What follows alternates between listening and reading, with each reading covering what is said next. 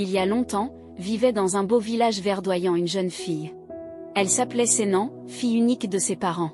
Sénan était un enfant très sage et poli qui vivait avec ses parents et les rendait très fiers. Bien éduquée par sa maman, la jeune fille grandit dans une famille où on lui enseignait les bonnes manières, les comportements à adopter avec des aînés et toutes ces choses essentielles. Sa mère, Ananou, la suivait très strictement, tandis que son père, Sénou, dégageait un calme et une douceur incroyables. Il lui offrait tout ce qu'elle désirait. On pouvait déduire combien il était fier d'elle. Pour sa fille, il avait bien de beaux projets. Il souhaitait qu'elle devienne médecin dans une grande ville. Du haut de ses 16 ans, Sénan avait déjà fini ses études secondaires. Pour affronter la vie universitaire, son père faisait déjà de petites économies. Il vendait même certaines de ses propriétés afin de permettre à sa fille de réaliser ses rêves. Sénan était très brillante et rêvait toujours grand. Elle voulait rendre fiers ses parents. Elle avait aussi un ami qui s'appelait Zansou, avec qui elle a pratiquement passé tout le secondaire. Il rêvait d'étudier le droit et elle, la médecine. Zansou, quant à lui, avait une tante à l'étranger qui lui avait promis de l'aider dès qu'il aura décroché son baccalauréat. Ananou, qui observait tout le temps la complicité entre sa fille et Zansou, n'était pas vraiment contente. Elle ne voulait pas qu'un garçon approche sa fille.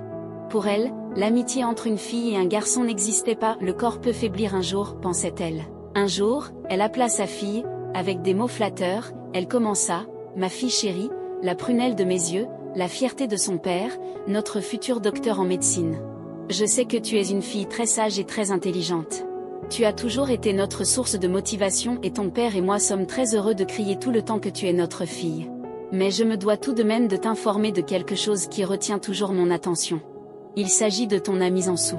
Je sais à quel point tu l'adores, mais tu dois faire attention parce que tu es une fille et tu peux tomber enceinte. Je sais que tu n'as pas d'idée derrière votre amitié, mais le corps peut faiblir et rapidement, un rapport sexuel non protégé peut amener à une grossesse. Tu dois donc être très attentive et prudente, et je veux aussi que tu réduises la fréquence à laquelle vous vous rencontrez. Tu dois aussi éviter de te retrouver toute seule à l'intérieur avec lui. Ma chérie, tu n'es pas sans savoir que nous comptons tous sur toi. Après quelques conseils, Sénan promit à sa mère de faire attention. Un jour, Zansou courut chez son ami pour lui raconter la bonne nouvelle, il pourrait maintenant se rendre à l'étranger car les procédures de son voyage étaient déjà prêtes. Sénan partageait aussi sa joie. Tu pourras maintenant accomplir ton rêve de devenir avocat. Félicitations, Zansou. Je suis très contente pour toi. Cependant, elle se rendit compte qu'elle ne pourrait plus voir son ami quand il serait parti à l'étranger. Je ne te verrai plus. Tu seras maintenant si loin de moi, remarqua-t-elle tristement. Écoute, Sénan, commença Zansou, j'aurais aussi voulu que nous poursuivions ensemble nos études comme nous l'avons toujours fait, mais malheureusement, on doit se séparer. J'irai étudier à l'étranger, mais une fois que j'aurai fini mes études, je reviendrai. Je suis sûre que tu seras déjà médecin et moi avocat. On pourra être tous les deux fiers de tout ce qu'on a accompli et de notre parcours de vie.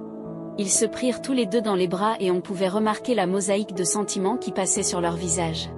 Ils bavardaient devant la maison et quelque temps après, la mère de Sénan sortit de la maison pour aller faire des courses au marché. Ils allèrent alors tous les deux dans la chambre et au fur et à mesure, la conversation devint de plus en plus intime. Ils finirent par s'embrasser tous les deux, emportés par leurs émotions, ils finirent par échanger leurs corps, leurs esprits et leurs âmes. Le moment tant attendu était enfin arrivé. Zansou s'en allait pour très longtemps. La jeune fille était très malheureuse et les adieux furent très douloureux. Elle était si proche de Zansou qu'elle ne s'était même jamais imaginé vivre sans lui. C'était tout nouveau pour elle. Des jours étaient passés depuis le départ de Zansou, mais Sénan ne semblait pas s'en remettre. Elle n'avait plus cette joie de vivre et Nanou, qui l'observait, la voyait toujours déprimée. Elle était soulagée de savoir que Zansou était parti parce qu'elle se doutait qu'il n'y avait pas que de l'amitié entre eux. Elle voyait bien que sa fille tombait petit à petit amoureuse, et maintenant qu'il était parti, elle pensait qu'elle pourrait s'en remettre avec le temps. Les heures, les jours, les semaines passaient, mais Sénan était toujours aussi déprimée. La situation ne semblait pas s'arranger, au contraire. Elle ne mangeait même plus et avait perdu tout appétit. Sa mère trouvait l'état de sa fille vraiment très inquiétant et décida de lui faire oublier et briser les liens avec Zansou. Elle se rendit dans sa chambre et la trouva dans un état inhabituel, elle tremblait presque sous sa couverture, elle avait le corps tout chaud. Prise de peur, Ananou se prépara rapidement et la conduisit à l'hôpital. Le père de Sénan n'était pas à la maison, il était sorti très tôt ce matin pour ses occupations. Après quelques analyses et examens, le médecin finit par affirmer « Votre fille n'a rien de grave, elle est juste très fatiguée, ce qui est très normal d'ailleurs pour son état. Ananou, qui ne saisissait pas vraiment ce que disait le médecin, lui demanda « Pouvez-vous m'expliquer davantage, s'il vous plaît ?» Le médecin lui répondit alors « Votre fille présente les symptômes d'un début de grossesse, donc ne vous inquiétez pas, il n'y a rien de grave. » Cette fois, c'était clair dans sa tête. Son cœur se mit à battre très fort dans sa poitrine. Sénan, quant à elle, pleurait déjà à chaudes larmes.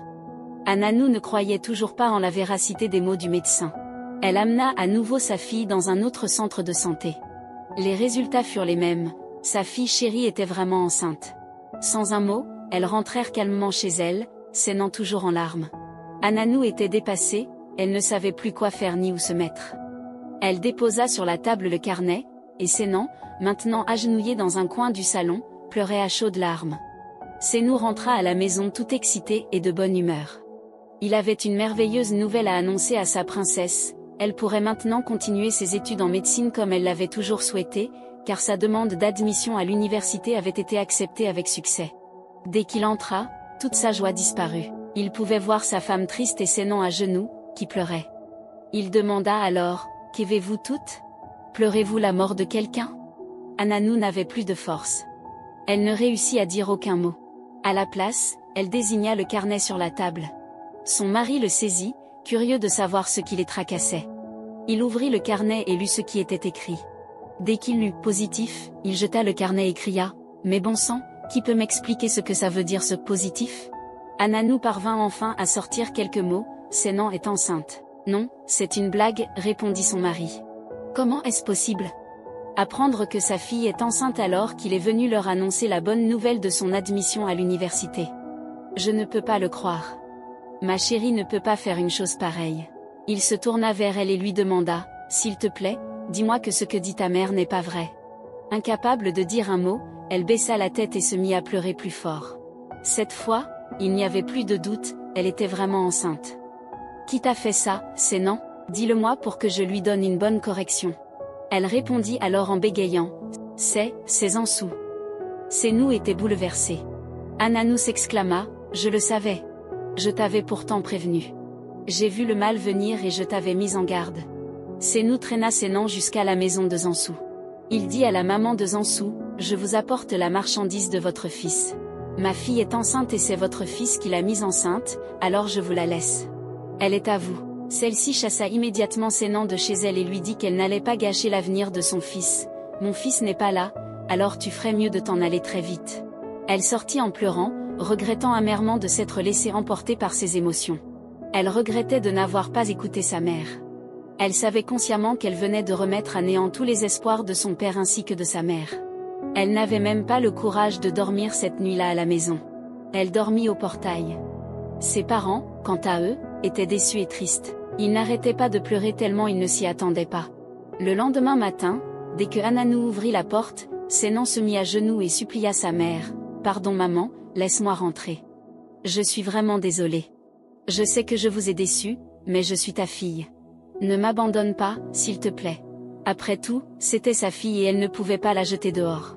C'était déjà fait et il n'y avait plus de retour en arrière maintenant. Elle avait pitié d'elle et décida de supplier son mari de la laisser entrer. Elle s'agenouilla devant lui et lui demanda de lui laisser une seconde chance.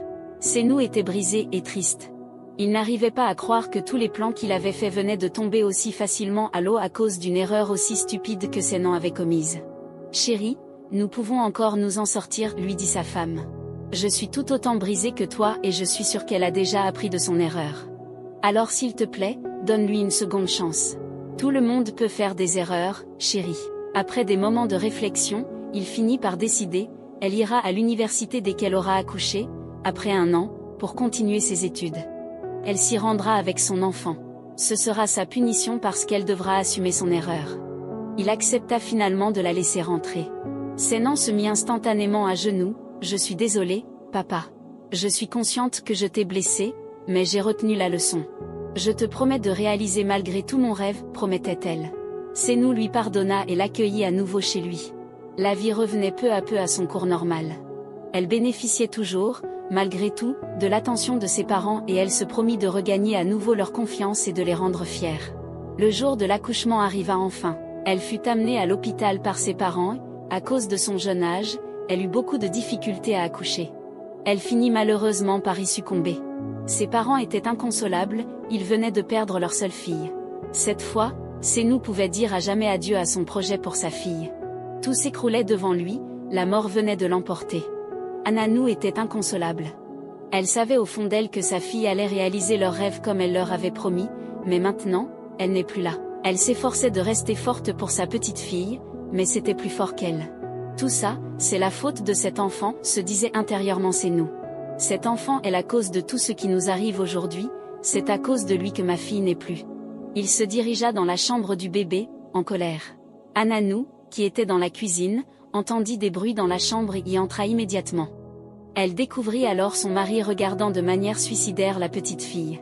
Il la regardait et disait « Pourquoi n'es-tu pas morte à la place de ma fille ?» Ananou comprit à ce moment-là qu'elle devait faire quelque chose, sinon son mari, aussi désemparé et à moitié fou, pouvait tuer la pauvre fille. Elle se précipita vers le bébé qui criait déjà et la réconforta dans ses bras.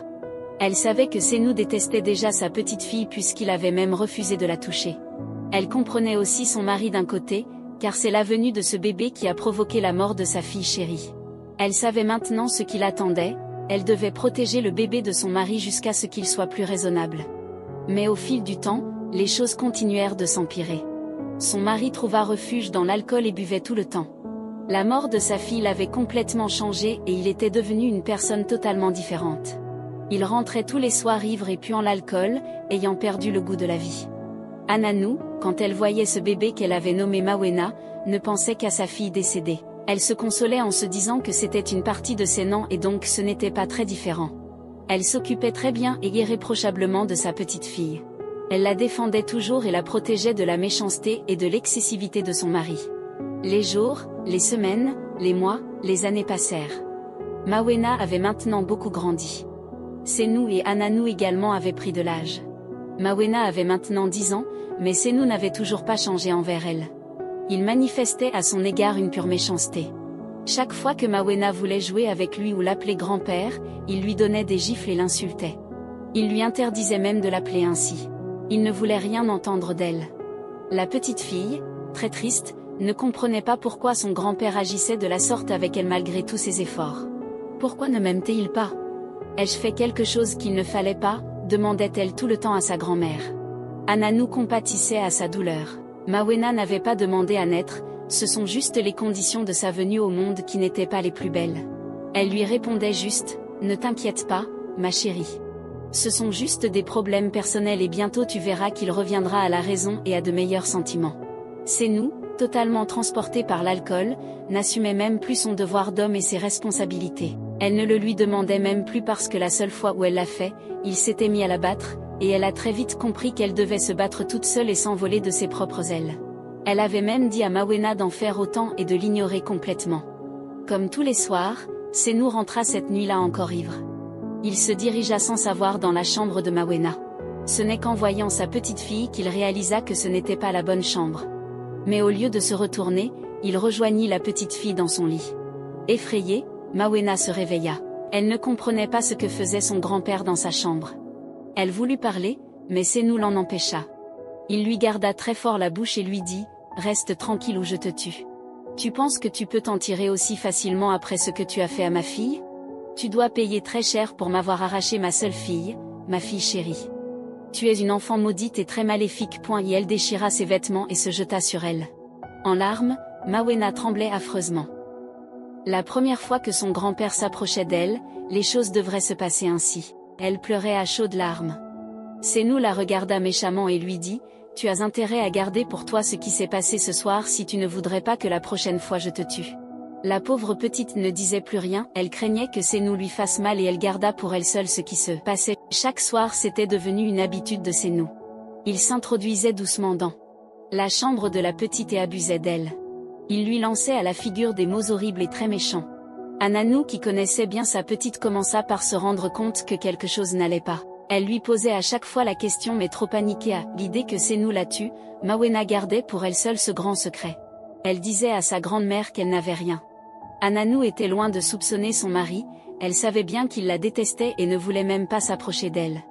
Son passe-temps était maintenant l'alcool, il buvait au point de se saouler et il finit par violer sa petite fille. Il ne voulait pas affronter la réalité, son nouveau mode de vie ne les avantageait pas pour autant. Il commençait à s'affaiblir au fil du temps et n'arrivait même plus à faire les choses les plus basiques. Ananou ne pouvait rien pour son mari, elle était juste spectatrice de la dégradation de son état.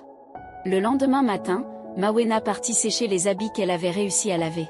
Pendant qu'elle les étendait, elle eut soudain très mal à la tête et un vertige s'empara de tout son corps. Elle n'était plus bien du tout et n'avait plus la force de tenir debout. Cherchant quelque chose pour s'accrocher et s'adosser, elle perdit l'équilibre et tomba. Ananou était là ce matin-là. Elle courut rapidement vers Mawena et, voyant son état, se rendit compte qu'elle s'était évanouie. Pris par les sentiments et les émotions qui ressortent de cette histoire, je sais que vous aimerez regarder la suite. Dites-moi dans les commentaires si vous êtes impatient, et n'oubliez pas de vous abonner à la chaîne pour ne pas rater. Si t'es encore gentille, lâche-moi un pouce bleu pour m'encourager. Ananou eut l'impression d'avoir déjà vécu une situation pareille. Toutes ses pensées le ramenaient vers sa fille décédée. Elle conduit rapidement Mawena à l'hôpital. Après les analyses, le médecin sortit et affirma « Madame, votre fille est enceinte ». Dans sa tête, tout était devenu flou. Était-ce une malédiction? Pourquoi fallait-il que sa petite fille subisse le même sort que sa fille? Elle se rappela alors que c'était la grossesse qui lui avait enlevé sa fille chérie. Elle voulait devenir folle. Pourquoi cela devrait-il lui arriver à nouveau? Qui pouvait lui faire une chose pareille? S'imaginait-elle.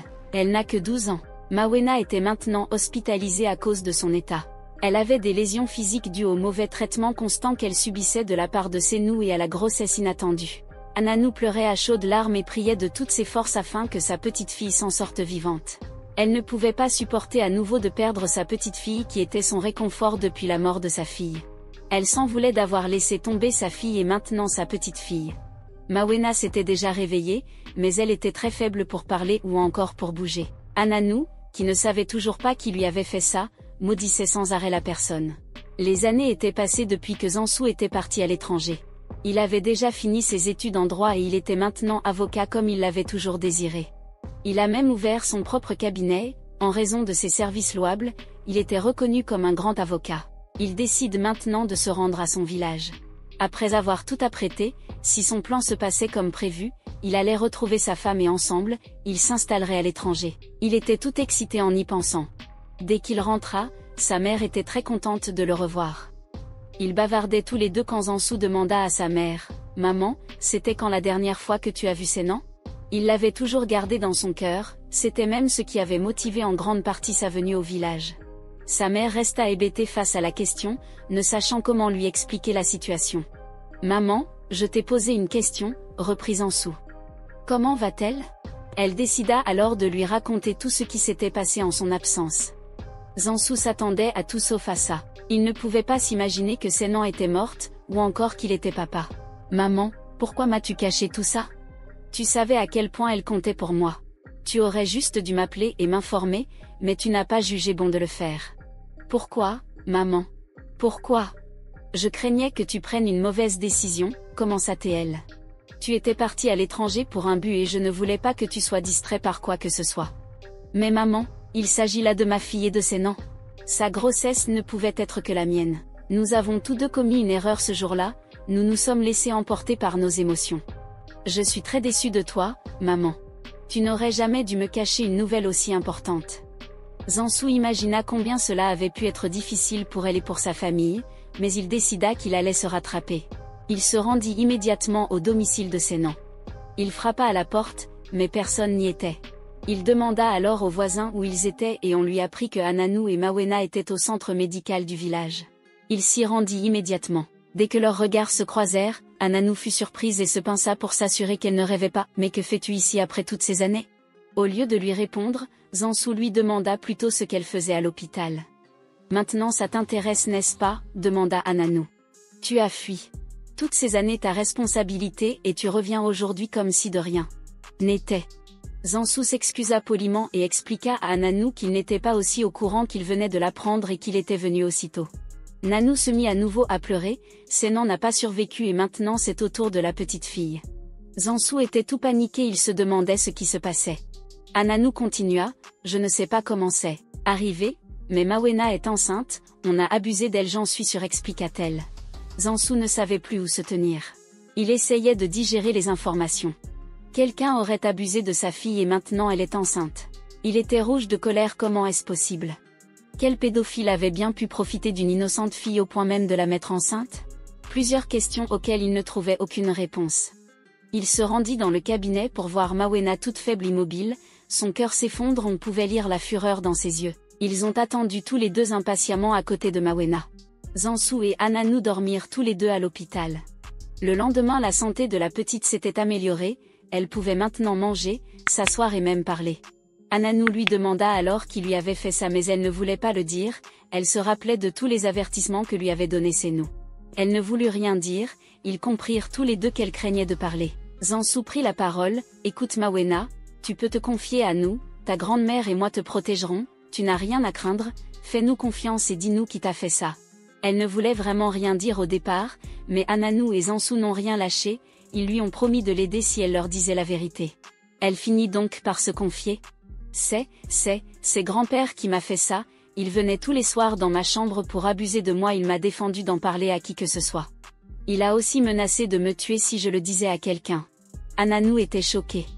Elle pouvait penser à tout sauf à ça. Elle savait depuis le début que Senou n'aimait pas sa petite fille.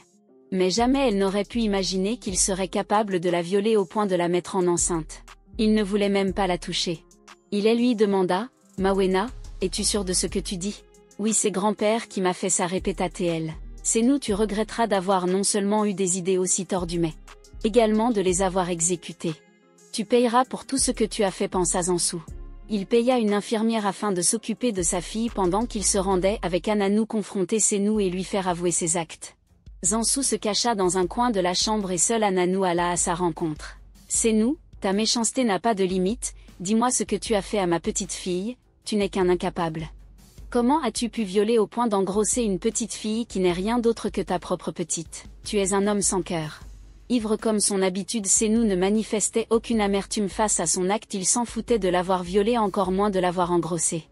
Elle a détruit la vie de ma fille, si ce n'était pas elle, ma fille serait aujourd'hui docteur comme je l'ai toujours voulu, je ne peux pas la laisser vivre en paix avec ça, affirmait-il sans arrière-pensée. Ananou reprit, comment peux-tu encore en vouloir après toutes ces années à une pauvre fille? Senan est la cause de ce qui lui est arrivé. Mawena n'a rien à voir avec ça. Si Senan n'était pas tombée enceinte, elle ne serait pas morte. Mawena n'est qu'une pauvre fille qui n'a pas demandé à naître. Ananou était triste de constater qu'il n'avait aucun remords. À la place, il riait aux éclats. C'est bien fait pour elle, disait-il. Senou, tu es méchant. Elle se précipita sur lui tira la chemise, le frappant et lui lançant des mots de malédiction. En colère, Senou la menaça de la laisser en la jetant au sol. Pendant ce temps, Zansu avait enregistré toute la scène avec son téléphone. Il vint rapidement au secours de Ananou. Espèce de méchant, je m'assurerai que tu paies jusqu'au dernier centime pour tout le mal que tu as fait. Senou le reconnut instantanément. C'est toi qui as engrossé ma fille? Tu as le courage de revenir aujourd'hui dans ma maison après toutes ces années? Je vais te tuer. Il se dirigea de force vers lui mais, sous l'emprise de l'alcool, il tomba par terre. Il resta allongé au sol et, après un moment, Ananou et Zansu comprirent qu'ils devaient l'emmener à l'hôpital. Ils le conduisirent au centre de santé et attendaient à l'accueil quand le médecin revint, des heures plus tard, leur annonçant son décès. Senou n'a pas survécu. Il est décédé. Son foie était endommagé par une consommation excessive d'alcool. Il souffrait donc d'une insuffisance hépatique aiguë. Ananou était sans émotion. Elle ne savait quoi penser ni quoi faire. Tant de mauvaises nouvelles pour elle seule en une même journée, d'abord sa petite fille, et maintenant son mari.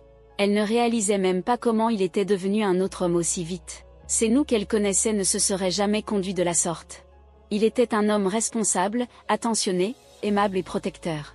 Il était un père formidable pour Senan, au lieu d'aimer Mawena de la même manière, il a laissé la haine et la vengeance s'emparer de lui. Comment pouvait-il nourrir autant de haine gratuite contre sa petite fille? Aujourd'hui, il est mort, détruisant ainsi la vie de sa petite fille. Que lui a servi toute sa méchanceté? Zansu se reprochait d'être la cause du malheur qui s'abattait sur Nanou. Il regrettait son acte et souhaitait que tout se passe pour le mieux.